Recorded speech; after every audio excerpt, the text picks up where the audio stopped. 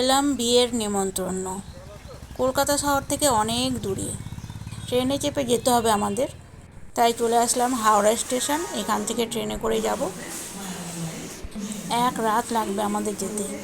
আমরা যাচ্ছি দিদির ছেলের বিয়ের রিসেপশন পার্টিতে। এই দেখুন বিয়ে বাড়ি, আর এই যে বৌমা, এই ছেলে, দিদির ছেলে আর বৌমা। চলুন সবার সাথে পরিচয় করিয়ে দিই। আর আমরা দাঁড়িয়ে ছবি তুলে নিলাম। আর আপনারা সবাইকে চিনবেন না, এ হচ্ছে আমার দিদি, তার ছেলের বিয়ের রিসেপশন পার্টি চলছে। আর এখানে দেখুন কত আইটেম। এটা হচ্ছে আমার পিস্তত দাদার বউ আর দাদা। আর এখানে অনেকেই আছে, আর কতজনের কথা বলবো। আর একে তো চেনেন, এটা হচ্ছে আমার দিদির ছেলে। আর এই লাস্টে এটা আমার দাদার ছেলে। আর দেখুন বিয়ে বাড়িটা আর একবার দেখিয়ে দিই, একদম রাস্তার ধারে। এটা কিন্তু কোনো বিয়ে বাড়ি না, নিজেদের বাড়িতেই অনুষ্ঠানটা হচ্ছে, কোনো ভাড়া বাড়ি না। আমাদের যেমন কলকাতায় বিয়ে বাড়ি বলি যে বিয়ে বাড়িতে যাব, সেরকম না, নিজেদের বাড়িতে অনুষ্ঠান হচ্ছে। আর দেখুন আমি এখন ফুচকা খাচ্ছি। এখন প্রায় সব বিয়ে বাড়িতে ফুচকা আর সমস্ত আইটেমগুলো পাওয়া যায়, যেমন আমাদের কলকাতা শহরে যেমন খাওয়া দাওয়া হয় সেই রকম, একই রকম। এরা রাতে রাতে বাড়ি চলে যাবে ভেবেছিল, সেই জন্য খেতে বসে গেছে। তো আমাদের একটুখানি ভিডিও করে নিচ্ছি। তবে লাস্ট পর্যন্ত ওদের যাওয়া হয়নি, আমরা আটকে দিয়েছিলাম যে একসাথেই যাব সকালবেলা। তো যাই হোক, দেখুন সবাই খেতে বসে গেছে, আর আমি তাদের ভিডিও করছি। আমি একটুখানি পরে বসবো, কারণ আমি তো রাতে থাকবো সেখানে। আর গরমের সময় তো ঘেমে নেই একাকার, প্রচণ্ড গরম, আর বৃষ্টিও হচ্ছে। আমি বলছি ওদেরকে একটুখানি আমার দিকে তাকাও সবাই। ওইদিকে আমার বৌদি আর দিদির দুই ছেলে আর দাদার ছেলে।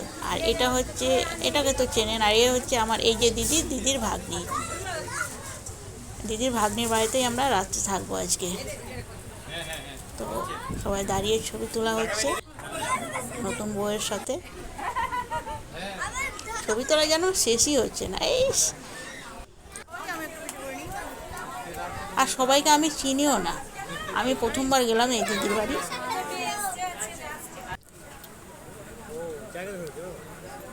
আর এবারে খেতে বসে গেছে। কি কি আয়োজন হয়েছে দেখুন, এলাই আয়োজন। দেখুন একে একে পাতে দেওয়া হচ্ছে আর খাচ্ছে, আর আমি একটুখানি ভিডিও করছি।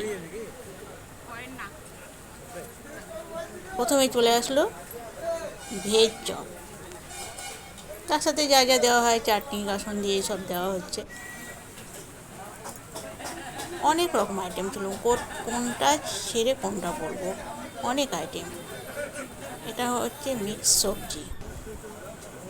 আর এখন পোলাও এসে গেছে, বাসন্তী পোলাও, তার সাথে ডালও দেবে।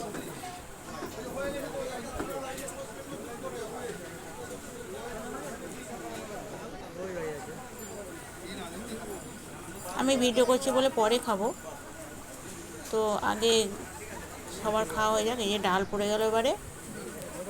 আর এই যে সবাই বসে পড়েছি। এই যে আমার দিদির ছেলেও আছে এখানে।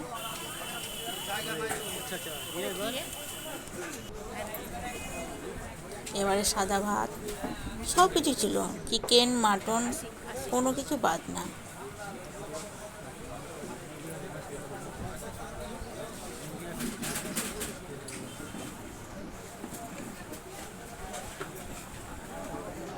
অনেকেই আছে তো অচেনা লোক, সেই জন্য একটুখানি ভিডিও করতে অসুবিধা হচ্ছে।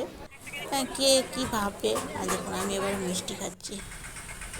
সকালবেলা এবার আমরা রেডি হয়ে গেছি, বাড়ি যাব। বাড়ি বলতে আমি আমার শাশুড়ি মা যেখানে আছেন সেখানে যাব, একটুখানি দেখা করবো, তারপর রাত্রিবেলা আমরা বাড়ি ফিরবো। আর দিদির বাড়ি হচ্ছে আমার আরেক দিদির বাড়ি।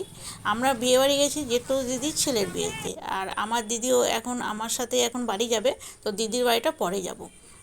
দিদির বাড়িতে দিদির মেয়ের সাথে আর নাতনির সাথে দেখা করতে গেছিলাম। এই যে দেখা করে ফিরছি এখন।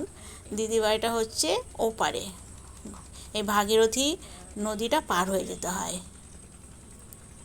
এটা হচ্ছে ভাগীরথী নদী। সন্ধ্যার সময় আমরা এখন শাশুড়ি মা যেখানে আছে আছেন, সেখানে আমরা এখন যাব।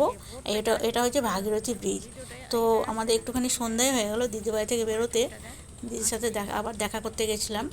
আর তারপরে রাত্রিবেলা আমাদের ট্রেন, আমাদের আজকে ট্রেন হচ্ছে কামরূপ এক্সপ্রেস 11:30, রাত 11:30টার সময় আমরা ট্রেনে উঠবো।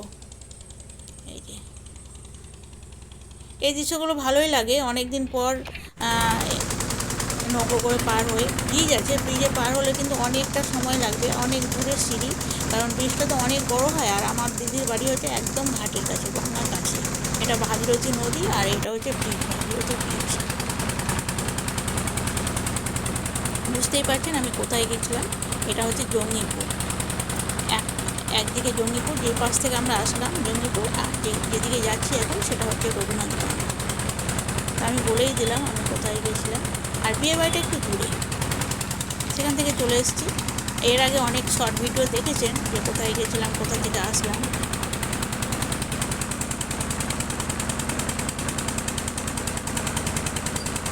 তো এই গঙ্গাটা পার হতে কিন্তু অনেকটা সময় লাগে। তো এখন আমরা ট্রেন ধরার জন্য চলে এসেছি স্টেশনে, জঙ্গিপুর স্টেশনে। তো এখন ট্রেন ধরবো। এইটা ট্রেন না, এটা অন্য একটা ট্রেন স্টেশনে এসছে। আর এখন স্টেশনগুলো এত সুন্দর করেছে, দেখতেই ভালো লাগে, খুব সুন্দর। আগে কিন্তু এরকম ছিল না, দারুণ স্টেশন। দেখুন কত লাইট আর কত রকম ব্যবস্থা হয়েছে। স্টেশনে কিন্তু লিফটও আছে। তো আমরা সকালবেলা পৌঁছে গেলাম হাওড়া স্টেশনে, এখন বাড়ি ফিরবো।